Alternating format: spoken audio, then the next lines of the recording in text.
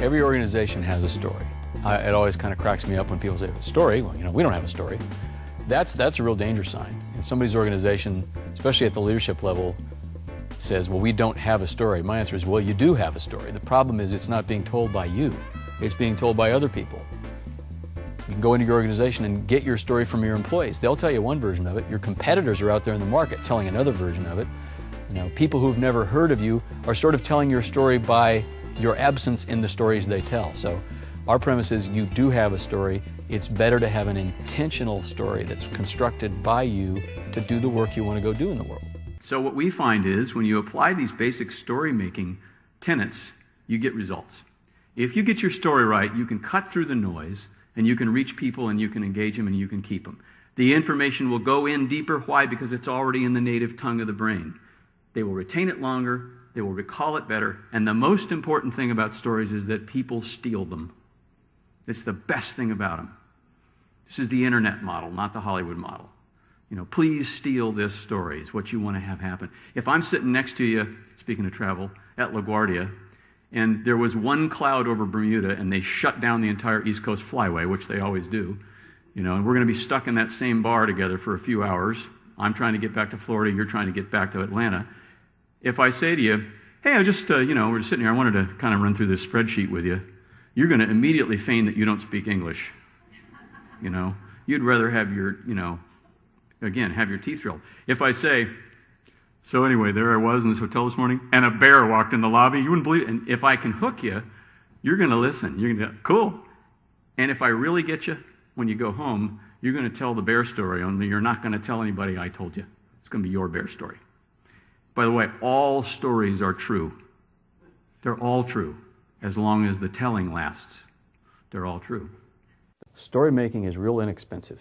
So build a big whopper. Just build it all the way out. And in those early passes, the answer is yes, absolutely. What else? Yeah, absolutely. You want an animated squirrel in it? Fantastic. We'll put an animated squirrel in it. Live animals, no sweat. And then you look at it and say, great. Who's that audience again? The other thing I'd like to mention too is there's, I think, a common mythology about creatives or creativity that says no boundaries. You have to do them all free. That's just simply untrue. The truth is real creativity is, okay, see how big that is, right? Okay. We got this much time, we got this much money, we have to measure these objectives, and by next Friday at 3 o'clock when the client comes back, we have to have 14 fabulous ways of doing that we've never thought of before that he will love. Go. That's really creative, and real creative people love that environment. If you just say, oh well, take your time, whatever, people just sort of sit there like a lump because you haven't given them anything to shoot at. Real creativity is completely about limitations. The fellow who is really the spiritual father of Walt Disney Imagineering is a guy named Marty Sklar. And Marty was a pretty fearsome guy, to me anyway, and it was buy-off day. I don't know what your equivalent of that is here, but I'm sure you have one. That's the one where demands come and say, we either are going to make this or we're not going to make this. So it's your day to get it proven, proof of concept. So Marty and his retinue came over, a couple guys, and said, look, let's see your show. So we put it through its paces, made it do. And Marty's kind of hunkered over. He doesn't stand real tall. He's kind of like this. And he's not effusive at all. Complete poker face.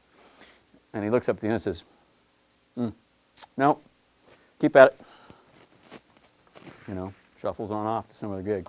And we were just devastated, just crestfallen. And absolutely, been working for months on this thing, and in one word, it's like no. So we immediately left about 3 o'clock in the afternoon and went and got medicine. Because we didn't feel very good. We were kind of sick. So we had a few medicines and then went back to work. Went back to Walt Disney Imagineering over in Glendale that night to get the team back together and say, well, how do we pick something up out of the ashes here? And Marty was still there, and we were vociferously, in our medicated state, denouncing all the unfairness of life. And he dropped by and he said, look, when I say no, or when I make a comment like that, I am not saying, no, that's a bad idea at all. That's a great idea. That was a great show. It's just not the right show for what we're doing. I want you to go back and make the right show for what we're doing. If I thought you were stupid, I'd fire you. I wouldn't say, no, go do it again. I'd just let you go because I would think you couldn't do it. I know you can do it. By the way, that's a fabulous idea. Put it someplace where you know where it is because we will use it. And it was a really nice aha. Plus, we felt better. But don't ever throw away anything. You're in the innovation business.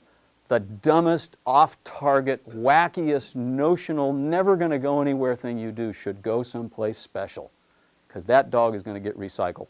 One of these days, the application is going to surface and you're going to go, holy crap, where's that thing Dave did last year? Look at this. And you're going to whip that dude out and it's going to be right spot on. So never throw anything away. When you get up on a stage and you get in front of a group of people just like this, I have about 20 seconds to try to get you to fall in love. You only have to fall in love for a little while, but you have to fall in love. And love is a place. It's not a, we're not going to have a romance. It's this place where we go together to say, let's tune out everything else for a while and be present with each other. When you play the guitar for a living in Holiday Inn bars, you have to learn to do that. Because if you get up there on stage and start playing your Enya set, and in the room's full of telephone linemen from Nebraska, it's going to be an ugly moment. It's going to be. But if you divine that very quickly and say, well, how about a little Merle Haggard, fellas? You can get there. So and this is how we build brands for our clients today, and it's how we built our own, which is you go to the audience and you say, there's a space I want to go be in with you for a while, and then here's what happens in the space. When we roll out our new company, we said, we're going to do this, and we're going to do this, and now, for the first time, we can do this. Does that sound like fun? And we begin a dialogue, and it has to be a dialogue. We live in the age, we talk a lot about this new animal, and we are it, called the viewser. It's a fusion of the viewer and the user, because you can now talk back to your television, and it will listen to you, because of the way our world works. So it's always a dialogue between you and your audience, even if they're not in the room. Stories take a little courage. You are creating reality for people when you tell stories. And when you become conscious that you're always telling them, and you always are, it can make you a little shy of telling them, because you realize that, I'll be darned, audiences go around believing my stories. So you need to be courageous and know that you're telling them and commit to them when you tell them. And don't stop halfway through because you suddenly realize where you're going. Once you commit, you got to go there. Details more important than facts. And while I'm on that topic, passion is more important than competency. Too much has been made of competency, I think. Get your story populated with detail, and if you don't know the facts, for goodness sake, make them up. But don't leave me with gaps and say, oh, I can't really tell you what that looks like because I haven't done enough studies yet. My wife's an industrial engineer from Stanford, and that's why we don't have any furniture. Because Pam can't get enough data points to analyze what kind we should have. So we just don't have any.